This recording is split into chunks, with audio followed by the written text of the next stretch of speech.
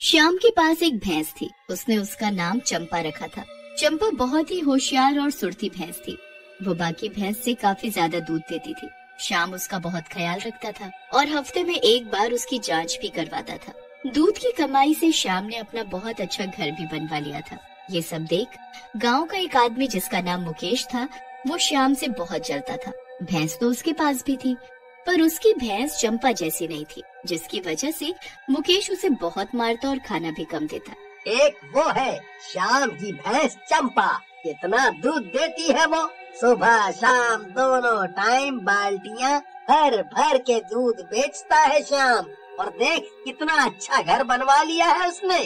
और एक तू है मरगिल्ली सी, इतना ठूस ठूस के खाती है, पर दूध रत्ती भर देती है। इतने महीने का खर्चा भी ढंग से नहीं चलता। तू इतना खाती है, सब कहाँ जाता है? बोल बोल ना। तूने आज तक मुझे इसी झोपड़ी में बनाए रखा, जबकि मैं और श्याम दोनों एक ही साथ भैंस लेकर आए थे। और आज वो कहाँ से कहाँ पहुँच गया।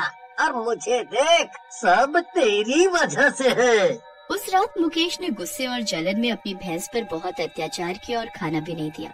ऊपर से कड़क ठंड में बाहर खुले में ही बंधा छोड़ दिया, जिसकी वजह से उसकी भैंस ठिठुर ठिठुर कर मर जाती है। फिर अगली सुबह मुकेश रोज की तरह भैंस का दूध निकालने आता है। अरे ये उठ क्यों नहीं रही? अरे इसे क्या हो गया? थोड़ी जांच पड़ताल करने पर मुकेश ने भैंस को मरा पाया, तो अब मुकेश आग बबूला हो गया। बस इसी की कमी रह गई थी। जो चूना भूसा था वो भी मर के साथ ले गई। अब मेरा खाना खर्चा कैसे चलेगा? कैसे भी करके कुछ तो चक्कर चलाना पड़ेगा। कुछ दिनों बाद एक रात को श्याम के घर चोरी हो जाती है। हाथापाई में श्याम की जान चली जाती है और उसकी भैंस चंपा भी चोरी हो जाती है। इधर मुकेश का नाम पूरे गांव में फैल जाता है। हर कोई उससे दूध लेने लगा, जिससे उसकी कमाई दिन ब दिन बढ़ने लगी और उसने कुछ ही महीनों में श्याम से भी अच्छा घर बनाकर खड़ा कर दिया। गांव भर में इसकी चर्चा होने लगी। अचानक एक दिन भैंस की तबीयत खराब हो गई। दूध के ग्राहकों को समय पर दूध न मिलने की वजह से लोग मुकेश से लड़ने आ गए। मुकेश ने भैंस को गुस्से में बहुत मारा। गुस्सा उतर जाने के बाद मुकेश शाम को फिर से दूध दोहने जाता है। इस बार भैंस हरा दूध देती है। ये देख मुकेश डर जाता है। फिर थोड़ा संभल कर मुकेश भैंस को एक डंडा मारता है, पर तभी वो भैंस भूतिया भैंस में बदल जाती है। पर मुकेश को इसकी भनक नहीं थी। मुकेश को बहुत गुस्सा आता है। वो उठता है और फिर से दूध निकालने जाता है। भूतिया भैंस फिर से जोर की लात मारती है और जो थोड़ा बहुत दूध पहले का निकला हुआ था वो बाल्टी भी गिरा देती है। मुकेश कुछ समझ नहीं पाता और जैसे तैसे भैंस को कमरे में बंद कर देता है और उसे रात भर कुछ खाने को नहीं देता। मुकेश रात भर सोचता है, आखिर ये भैंस ऐसा क्यों कर रही है? अभी तक तो ऐसा कभी नहीं किया। तभी किसी के चलने की आहट होती है और अचानक मुकेश की खाट को कोई खींचता है। मुकेश बहुत तेज चिल्लाता है, बचाओ बचाओ। अरे यहाँ तो कोई नहीं है। शायद से मैं सपना देख रहा होऊंगा। फिर सुबह मुकेश जब दूध निकालने जाता है तो वहाँ के हालात देखकर वो हैरान रह जाता है। अरे मैंने तो भैंस को कमरे में बंद किया था, पर दरवाजा कैसे खुला है और भैंस कहाँ गई? तभी एक बच्चा लल्लन मुकेश के पास दौड़ते हुए आता है और कहता है, अंकल अंकल जल्दी चलो। क्या हुआ? क्या बात हो गई? आप चलो पहले, फिर खुद देख लेना। मुकेश उस बच्चे के साथ जाता है तो देखकर हैरान हो जाता है। उसकी भैंस गांव के लोगों के खेतों को पूरी तरह बर्बाद कर देती है और जो कोई उसको रोकने जाता है वो उसको मार देती। सारे गांव वाले मुकेश पर भड़कने लगते हैं। मुकेश अपनी भैंस को रोको, पता नहीं ये कैसी भूतिया हरकतें कर रही है। ये हमारे खेतों को बर्बाद कर रही है। बताए देते हैं, रोक लो नहीं तो अच्छा नहीं होगा।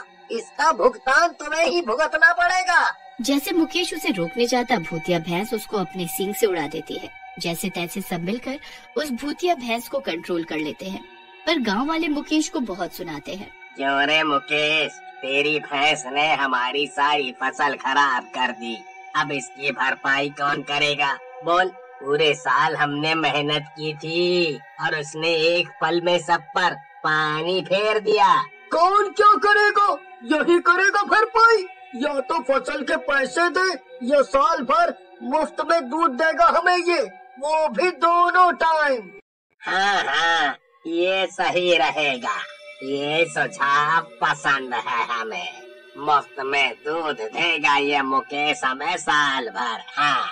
सब लोग खुद ही फैसला कर लेते हैं और मुकेश के सर थोप देते हैं। भला मुकेश कहता भी क्या? मुकेश को गुस्सा तो बहुत आ रहा होता है, पर वो बहुत दुखी भी हो जाता है। क्या सोचा था और क्या हो रहा है मेरे साथ? भगवान मेरी जैसी किस्मत तो किसी को भी ना दे। इतनी फूटी किस्मत है मेरी कि सोना भी मिट्टी बन जाए मेरे हाथों में आके। तभी एक रात अचानक तबेले में से आवाजें आने लगती हैं। मुकेश उठकर देखने जाता है। उसकी नजर भैंस की पूंछ पर पड़ती है जिसमें आग लग जाती है, पर वो ये देखकर हैरान हो जाता है। अरे, आग लगने के बाद भी ये भैंस कुछ कर क्यों नहीं रही है? इसको आग का असर नहीं हो रहा है क्या? क्या हुआ मुकेश, घबरा क्यों गए? पानी डालो, आग बुझाओ, मेरी पूंछ जल जाएगी। और इतना कहकर वो जोर जोर से हंसने लगती है। तुम्हें जलन नहीं हो रही है क्या? तुम इतनी आराम से कैसे खड़ी हो? मुकेश को अचानक अपने शरीर पर जलन लगने लगती है और वो देखता है कि उसके शरीर में आग लगी हुई है। मुकेश चिल्लाते हुए बाहर आ जाता है और जोर जोर से चिल्लाते हुए कहता है, बचाओ, इस आग से कोई बचाओ, नहीं तो मैं जल जाऊंगा। अरे कोई आग बुझाओ मेरे ऊपर से, बहुत जलन हो रही है। मुकेश की चीख पुकार सुनकर सारे गांव वाले इकट्ठे हो जाते हैं मुकेश को बचाने के लिए। पर जब वो मुकेश को देखते हैं तो उनके कुछ समझ में नहीं आता। अरे खड़े खड़े मेरा मुंह क्या ताक रहे हो? मुझे बचाओ कोई। आप लोगों को मेरे शरीर में लगी आग नहीं दिख रही क्या? अरे बुझाए तो जब कहीं आग लगी दिखे हमें, हैं? पहले ये बताओ भाई मुकेश कि आग लगी कहाँ है? मेरे कपड़ों पर तुम्हें आग लगी नहीं दिख रही क्या? सब लोग मना कर देते हैं। फिर मुकेश खुद को देखता है तो उसे भी कोई आग नहीं लगी दिखती और न ही उसका शरीर जला हुआ था। अरे मेरा शरीर तो बिल्कुल ठीक है, मतलब मैं बच गया, पर फिर वो आग। अरे ये पागल हो गया है और कुछ नहीं। चलो भाइयों, नींद खराब कर दी इसने हमारी। परेशान मुकेश उदासी भरा चेहरा लिए घर के भीतर आता है कि तभी अंधेरे में उसे किसी की लाल आंखें दिखती हैं। कौन है वहाँ? सामने आओ, बहुत हो गया तुम्हारा, सामने आओ मेरे। कोई जवाब न आने पर वो बहुत घबरा जाता है। डरते डरते वो आगे बढ़ता है और देखकर हैरान हो जाता है। वो एक भूतिया भैंस थी। अरे ये भैंस को क्या हो गया? इसका ये रूप ऐसे कैसे हो गया? मुझे नहीं पहचाना क्या, जो ऐसे घूर घूर कर देख रहा है? मैं हूँ तुम्हारी चंपा।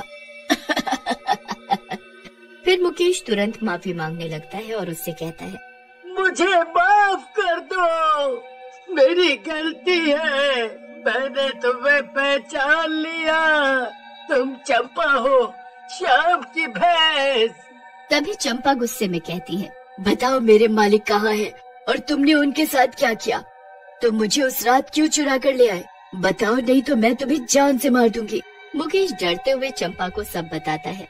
हाँ, उस रात को श्याम के घर चोरी करने मैं ही गया था और मैंने ही श्याम का गला दबाकर उसको मार दिया जलन में, और तुम्हें चुरा कर अपने घर आया जिससे कि मैं भी पैसे वाला बन सकूं। पर तुम मुझसे बात कैसे कर सकती हो? तुम तो एक जानवर हो और जानवर बात नहीं करते। तभी भैंस हंसते हुए बोलती है, मैं श्याम हूँ जो अपनी चंपा के शरीर में रह रहा हूँ तुमसे सच उगलवाने के लिए, और चंपा की मदद से तुम्हारे हालात सुधर गए, फिर भी तुम मेरी चंपा को मारते पीटते हो, क्यों? इसीलिए मैं चंपा के शरीर में आकर तुम्हें परेशान कर रहा था, जिससे कि तुम्हें ये एहसास हो कि जानवर भी सजीव होते हैं और इनमें भी जान होती है। हम इन्हें प्यार से रखेंगे तभी ये हमारी बात मानेंगे और हमारे लिए कुछ करेंगे। ये सब सुनने के बाद मुकेश रोते हुए श्याम और चंपा से माफी मांगता है और कान पकड़कर कहता है, अब से मैं हर जानवर को प्यार से पालूंगा और ध्यान रखूंगा उनका, और मुझे माफ कर दो श्याम, मैं तुम्हारी जिंदगी तो वापस नहीं कर सकता, पर मैं वादा करता हूँ तुम्हारी चंपा का बिल्कुल तुम्हारी तरह ख्याल रखूंगा। ये सुनकर श्याम की आत्मा सुकून की सांस लेती है और चंपा के शरीर से चली जाती है।